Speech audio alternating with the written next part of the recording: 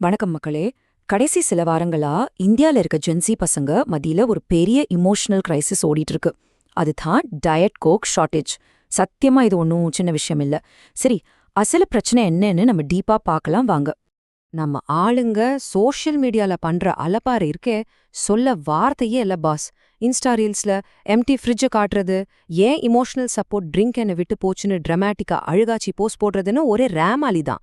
இத பார்த்தா ஏதோ பெரிய வேர்ல்ட் வார் லெவல் கிரைசிஸ் மாதிரி தெரியும். ஆனா உண்மை என்னன்னா, இதுக்கு பின்னாடி இருக்கிற அசல் காரணம் ஒரு பெரிய global supply chain issue.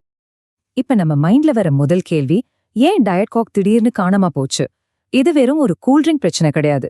Global டென்ஷன்ஸ்னால supply chains மொத்தமா அடிபட்டு நம்ம ஊர்ல பெரிய அளவுல அலுமினியம் கேன்ஸ் ஷார்ட்டேஜ் வந்திருக்கு. அவ்வளவுதான். அதனால கேன்ஸ்க்காக நம்ம ஹெவிலி இம்போர்ட் பண்ண வேண்டிய ஒரு கொட்டையான நிலைமைக்கு தள்ளப்பட்டிருக்கோம். இப்போ உங்களுக்கு ஒரு ஷாக்கிங்கான விஷயம் சொல்றேன். 380. இதுதான் இந்த ஸ்டோரியோட முதல் ட்விஸ்ட்.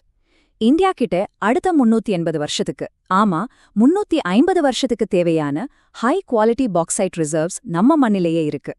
அது மட்டும் இல்லாம உலகத்திலேயே செகண்ட் லார்ஜஸ்ட் அலுமினியம் ப்ரொடியூசர் நம்ம இந்தியா தான். நம்ம கிட்ட இவ்ளோ ரா மெட்டீரியல்ஸ் இருக்கு. ரைட், இப்போ உங்களுக்கே ஒரு சந்தேகம் வந்திருக்கும். பாஸ், 350 வருஷத்துக்கு தேவையான அலுமினியம் நம்ம கிட்டயே இருந்தும் நம்ம ஏன் அலுமினியம் கேன்ஸை இம்போர்ட் பண்ணிட்டு இருக்கிறோம்? இதுதான் அந்த டயட் கோக் பாரடாக்ஸ். இந்த கேள்விக்கு பதில் தேடிதான் இந்த எகனாமிக் இன்வெஸ்டிகேஷனை நம்ம ஸ்டார்ட் பண்ண போறோம். உண்மை என்னன்னா, அலுமினியம் அப்படிங்கிறது ஒரே ஒரு பிசினஸ் இல்ல. அது ஒரு 5 ஸ்டேஜ் பைப்லைன். முதல்ல பாக்சைட், 2வது அல்யூமினா, 3வது பிரைமரி அலுமினியம், 4வது ரோலிங் ஷீட்ஸ் மற்றும் 5வது தான் ஃபினிஷ்ட் கேன்ஸ். இதுல கவனிக்க வேண்டிய விஷயம் என்னன்னா, இந்த முதல் 3 ஸ்டேஜஸ்ல நம்ம இந்தியா வேர்ல்ட் கிளாஸ். ஆனா அந்த 3 ரொம்ப லோ மார்ஜின், ஹெவி ஒர்க், ஆனா டர்ட்டி ஸ்டேஜஸ். இந்த விலை மாற்றத்தை கேட்டாலே உங்களுக்கு தலை சுத்திடும். பாக்சைட் ஒரு டன்னோட விலை ஜஸ்ட் $40 தான். ஆனா அதே மெட்டீரியல் டாப் ஆஃப் த ஃபனல்ல போய் ஒரு ஃபினிஷ்ட் கேன் ஷீட்டா மாறும்போது அதோட விலை $3560. இது லிட்ரலி ஒரு 90 மடங்கு ஜம்ப். அதாவது அலுமினியம் மைனிங் பண்றதை விட அதை ரோலிங் பண்ணி ஷீட்டா மாத்துறதுல தான் கம்பெனிஸ்க்கு பெரிய மார்ஜின் கிடைக்குது. இதுல ஒரு பெரிய ட்ராஜடி என்ன தெரியுமா? யுனைடெட் அரப் எமிரேட்ஸ் கிட்ட 1 கிராம் பாக்சைட் கூட கிடையாது. ஆனா அவங்க நம்ம கிட்ட இருந்து சீப்பா ரா மெட்டீரியல் வாங்கி அவங்க ஊர்ல இருக்கிற சீப் எலக்ட்ரிசிட்டியை யூஸ் பண்ணி அதை ரோல் பண்ணி நமக்கே திருப்பி ஃபினிஷ்ட் கேனா விக்கிறாங்க. கஷ்டப்பட்டு வேலை செய்யறது நம்ம, ஆனா ஃபுல் ப்ராஃபிட் எடுக்கிறது அவங்க. சோ நம்ம ஏன் இந்த ஹை மார்ஜின் ஸ்டேஜஸ மாஸ்டர் பண்ண முடியலன்னு யோசிக்கிறீங்களா? அதுக்கு காரணம் இந்த 3 பார்ட் அலுமினியம் ட்ராப். இந்த 3 வகையான பொறிக்குள்ள மாட்டிக்கிட்டு தான் இந்தியால கேன்ஸ் பண்ற சுமார் 3500 MSMEs, அதாவது சிறு குறு தொழில்கள் பெரியதா பாதிக்கப்படுது. இது என்ன ட்ராப்னு ஒன்னொன்னா பார்க்கலாம். முதல் விஷயம், இம்போர்ட் பேரிட்டி பிரைசிங். இது எப்படி ஒர்க் ஆகுதுன்னா, நம்ம கவர்மெண்ட் வெளிநாட்டுல இருந்து வர்ற ரா அலுமினியம் மேல 7% இம்போர்ட் டியூட்டி போடுறாங்க. நம்ம லோக்கல் கம்பெனிஸை காப்பாத்ததான் இந்த ரூல். ஆனா நம்ம ஒரு மொனோபோலிஸ் என்ன பண்றாங்க தெரியுமா?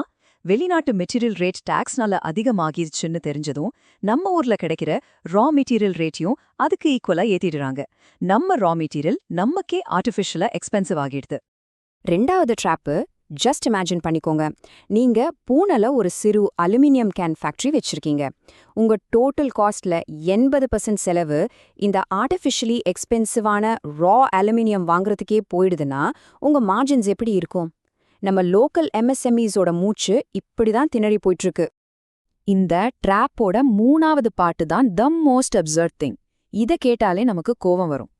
நம்ம ஊர் MSME ஒரு ரா மெட்டீரியல் வாங்கினா அவங்களுக்கு 7.5% பெனால்டி டியூட்டி. ஆனா ஒரு வெளிநாட்டு கம்பெனி ஒரு ஃபுல் ஃபினிஷ்ட் கேனை இந்தியாக்குள்ள கொண்டு வந்தா அவங்களுக்கு 0% டியூட்டி. கேட்கவே எவ்வளவு கொடுமையா இருக்கு பாத்தீங்களா? இப்போ இந்த சிம்பிள் கால்குலேஷனை கவிங்க.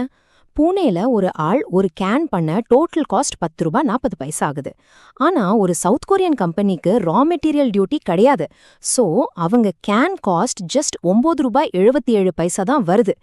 ஷிப்பிங் எல்லாம் சேர்த்து கூட சவுத் கொரியால இருந்து மும்பைக்கு ஒரு கேனை அனுப்புறது நம்ம ஊர்ல ஃபேக்டரி வச்சு செய்யறதை விட ரொம்ப சீப் பாஸ். இதோட இம்பாக்ட் எவ்வளோ பெருசு தெரியுமா? ₹630 கோடி. கோகோகோலா இந்தியா மாதிரி பெரிய கம்பெனிஸ் நம்ம இந்தியன் MSMEs கிட்ட இருந்து கேன்ஸ் வாங்காம சவுத் கொரியன் சப்ளையர்ஸை சூஸ் பண்றதால மட்டும் அவங்களுக்கு கிடைக்கிற சேவிங்ஸ் இது. 10 பில்லியன் கேன்ஸ்க்கு ₹630 கோடி லாபம் பார்க்கறாங்க. நம்ம ஊர் பணம் எப்படி அசல்ட்டா வெளியே போகுது பாத்தீங்களா? இப்போ இந்த குளோபல் கம்பேரிசனை பாருங்க. பிரைமரி அலுமினியம்க்கு இந்தியா போடுற இம்போர்ட் டியூட்டி 11%. ஆனா யூரோப், USA, சவுத் கொரியா எல்லாம் 3%க்கும் கம்மியா தான் டியூட்டி போடுறாங்க. குளோபல் லெவல்ல பார்க்கும்போது நம்ம டாக்ஸ் சிஸ்டம் நம்ம ஊர் பிசினஸஸை வளர விடாம பண்றது மட்டும் இல்லாம காம்படிட்டர்ஸை ஈஸியா வின் பண்ண வைக்குது.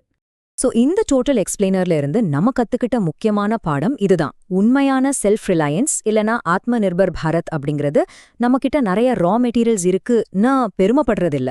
வேல்யூ செயின்ல இருக்க அந்த ஹை மார்ஜின் மோஸ்ட் ப்ராஃபிட்டபிள் பார்ட்டை நம்ம கண்ட்ரோல்ல வச்சிருக்கிறது தான்.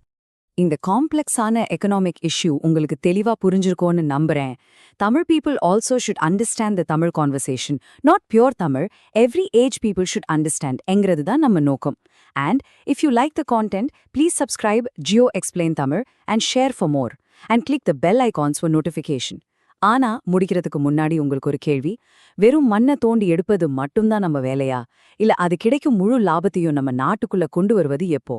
யோசிச்சு பாருங்க. அடுத்த தடவை பார்க்கலாம்.